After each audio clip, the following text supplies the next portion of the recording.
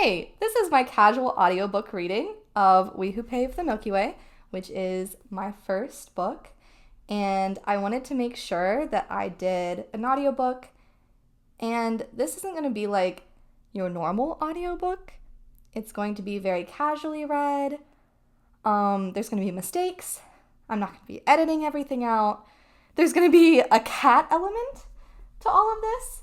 So I don't really know how that's going to work out in general. I will be taking breaks to drink tea.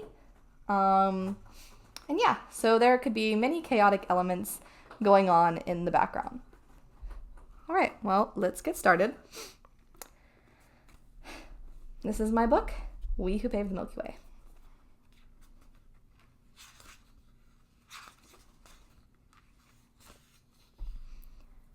Part 1. No Need for a Grave. Free people know the boundaries of their freedom. My mother. Chapter 1. We used to be something quite different. That much we know. Our bones pop and crack in protest of their sedentary life. When I look down at my fruitless hands and think about who I've left behind, I can't believe this is all there's ever been. That's why people stand up on crates and cry their grievances. That's not me, though. I don't want to disappear. The wind whistles over the top of the dome. It always does. I used to think one day I would be able to ignore it, but that day isn't today. A voice chants over the wind, but I don't look up. If you look at them, they'll be encouraged to try harder. Don't you want more? The voice cries. Don't you want to create? Don't you want a life of your own? What about your children? The Levindians keep us under their thumb. They tore us away from our homeland and from our pride. Shouldn't our children have more? I'm never going to have children. A guard watches the man closely, but from a distance. The guards are all of a species called Gromptu. The Gromptu are molting right now. Their oily gray skin is covered in sparse patches of downy feathers. They're an ugly race, with huge eyes and short, furry, funnel-shaped ears.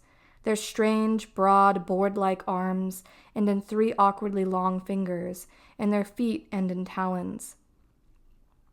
At some point in their evolutionary history, it was likely their arms had been wings instead. I don't have to look at the talker to know that the Gromptu towers over him, even standing on his crate. It's not their size that's so intimidating, though. It's their eyes. Their eyes are emotionless, white, round orbs that seem to watch you no matter where you stand. Whenever I feel a Gromptu watching me, I try to imagine myself drifting above the planet in my transporter craft. I try to imagine how small the 3 ovular gray domes that mark Yalk's surface look from space. We belong to the middle building, Unit B. The rest of mankind dwells in Units A and C. I feel the white eyes on me now and picture how the volatile atmosphere pushes constant waves of dust over the domes. I picture how it all fades away with just a little space, how the planet becomes just a round dot in the dark. I turn the next corner of tall gray block apartment buildings. The place is a jumbled maze, but we have enough time on our hands to learn to navigate it well. The maze continues not just on the ground, but also in the air. From where I am, I cannot see the top of the dome. A tangled web of clotheslines hangs a wide range of different thin beige cloths from window to window, lacing Unit B together. Even if I could see the top of the dome, all I would see is a screen of artificial light created to simulate daytime. It only feels like real sunlight if I stare at it too long and let it hurt my eyes. I turn twice more and reach the court where we play. The court is really an alleyway where 2 apartments face each other at just the right distance.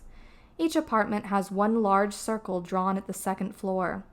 These circles are the goals called the Scrab's Eye. Scrab is a Yalkian insult, describing a person who is like the filth that gathers in long, undisturbed places. Looking up at the 2 enormous circles on the walls, I shudder. It's not hard to imagine which Scrab the eyes belong to. Jacob, you're already here. Samuel tosses me the bugger, a hardened bread roll, and I catch it against my chest. Been waiting forever, I lie. Samuel takes me seriously and mumbles words of apology. He uses one of his awkwardly long limbs to scratch the back of his head with his hand. He's messing with you, genius. Emmanuel pushes past him, holding out his swatter for me to pass the bugger to him. I tap the bugger up with my swatter, a kitchen spatula, and he bounces it up and down. The two of them are brothers. Samuel is the elder brother, but he's far more good-natured and gullible. He's too good for us, in all honesty. Samuel smiles in relief, never even considering being irritated at my lie. Too good. We don't have enough players to play the game properly, so we naturally fall into a triangle, bouncing the bugger off our swatters while we talk. There are very rarely enough players to play the game, so we are pretty good at passing it to one another. We don't even have to look at the ball directly. Hitting it has become second nature. Where's Saul? I ask. I guess he couldn't come today, Samuel replies with a lopsided frown. A deep red shines through Emmanuel's copper skin. You're full of scat, Samuel. You know why he didn't come. He knows Mon doesn't want us around him. Samuel freezes, and the bugger rolls to my feet. I bend and pick it up. The bread is really hard. They must have hidden it from their mother for a long time. They might be able to hide bread from her, but no one can hide Unit B's gossip from their Mon. The rumors about Saul's father have been circulating for days. I don't think he'd actually avoid us, Samuel frowns. I bounce the bugger off the end of my swatter. They aren't paying attention anymore, and we've only just started. This is why we need Saul here. He always knows what to say to shut them up. He would too. He'd never want to cause us any trouble. Emmanuel flips his swatter at me, indicating for me to pass, and I pass it a little too low. He pops the bugger up just before it reaches the ground. Maybe we should go talk to him then. We can tell him we don't care what Mon says, Samuel says hopefully. The roll falls back down to Emmanuel's swatter, and he hits it at me a little too hard. I step back and manage to catch it before I'm hit. Won't work, Sam, Emmanuel sighs bitterly. You know once he's decided something, not even a pregnant Rhodavian can change his mind. And you know their reputation for a bad temper. Emmanuel knows Saul best, so he's probably right. There's not much to be done about it. I don't have any parents to tell me to stay away from the son of a talker sympathizer. I transferred from Unit C, where my family lives, to Unit B when the comm panel said I'd become the legal age to transfer. I was 14 years old in Lavindian time. I haven't visited my family since. We might as well be a planet away because none of them can fly a transporter craft, and I'm not going to visit them. I didn't even tell them I was leaving. That was 6 years ago now. Saul knows family is important to these two, though. They aren't like me. When Saul found out their mom didn't like the rumors about his father, he backed away. He probably thinks he's being some type of a hero by isolating himself. Saul's dramatic like that. Will you talk to him, Jacob? Samuel asks. I pass him the bugger before answering. I don't think it will help, I echo what Emmanuel said. He won't change his mind if he thinks he's protecting the two of you. Samuel grimaces. I know that's not what he wants to hear. He holds the bugger in his hand and frowns. My stomach clenches guiltily. I could have said that I would at least try. I open my mouth to change my answer, but Emmanuel shakes his head at me. I close my mouth. Samuel passes back the bugger, addressing me again. What do you think of the talkers? Why does he always want my opinion? I hate it when he looks at me like that. I used to have someone else who looked at me like that, and what did I do? I left her behind. I was the only person she could depend on, and I left her. His open trust always makes me uncomfortable. Not everyone is trustworthy. I shrug, not looking at him. I don't get their purpose. What do you mean, scatbrain? All they do is shout their purpose at anyone who walks by. They think the Lavindians are parasitic creeps that enslaved us all, and we deserve better. Emmanuel scoffs at me and smacks the bugger hard. He grumbles when his lanky brother manages to reach it before it hits the ground. I mean, that I don't know what they hope to get out of it. I say laughingly. We all know what's going on. What's the point of spreading awareness? Just adds to the depressing vibe in this dump. You're right about that, Redling, Emmanuel smiles half-heartedly. I self-consciously bring a hand to my reddish-brown hair. Red hair is traditionally a trait from Unit C, just as black hair and darker complexions are traits of Unit B. Even in Unit C, the trait is rare now, and if it's matched with green eyes, it's said to make for a lucky soul. In Unit C, there is even a Redling festival. It's rumored that the heartbeat of a Redling extends down to the strands of red hair.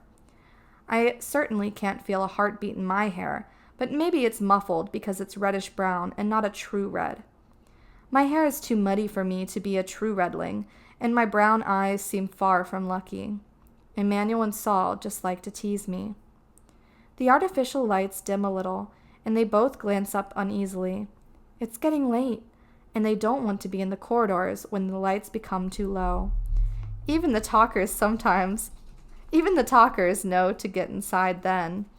Emmanuel talks a tough game, so it's sometimes hard to tell that he's still young. And this is to the fact that he's stocky, broad-shouldered, and his closest friend is Saul. Sorry, excuse me.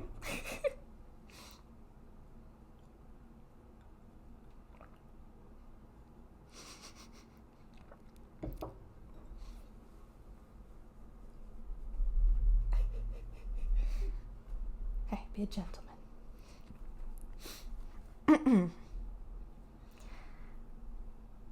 Add this to the fact that he's stocky, broad-shouldered, and his closest friend is Saul, and it becomes easy to forget.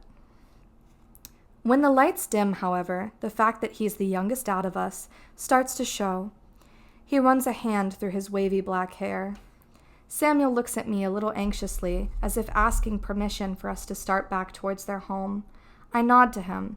Emmanuel doesn't notice. Let's head back, guys. I'm starting to feel a little tired, I lie. Samuel smiles gratefully, and I attempt to smile back. His gratitude continues to unsettle me. I walk them back to their apartment, but I won't go in. I can hear their mother fussing their siblings into bed, and I have no doubt that she's preparing to go into the corridors like the others. In the same corridors that Emmanuel and Samuel are so quick to exit, adults everywhere in Unit B are preparing to enter. They both pause before the door. I feel a wave of awkwardness, but I'm not sure of the source. I catch Emmanuel shooting a side glance in my direction. Do they want me to do something? Is this about Saul? I don't know what to say about that. Don't worry about Saul, I say to them, trying to make my voice sound like that of an older brother. Psh, not doing that. Emmanuel runs a hand through his hair and disappears quickly inside. Thanks. It'll be okay, Samuel says searchingly. Is he trying to console himself? Yeah, it'll be okay, I repeat. He follows his brother, his shoulders a little more relaxed. My jaw tenses. I start to walk toward my own apartment. I feel the pull that the darkening lights create, but I'm not interested in walking tonight. I don't want to be with the others. I open the door of my apartment and the light turns on. I slide the door closed and the light turns off. The only things we need the door closed for are sleeping and couples activities. Neither of these things requires light. I don't have to see my room to feel my way to my cot and lay down. People were already starting to gather in the halls as I was coming home. I've been with them before.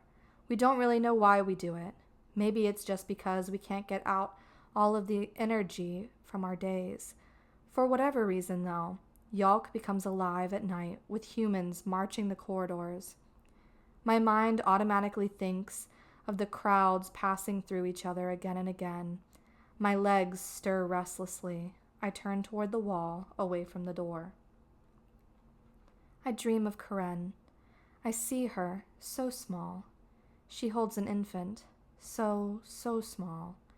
Her gold eyes blaze through her waves of messy red hair. Jacob, you left me to do it all alone. I don't have any big brothers to help me.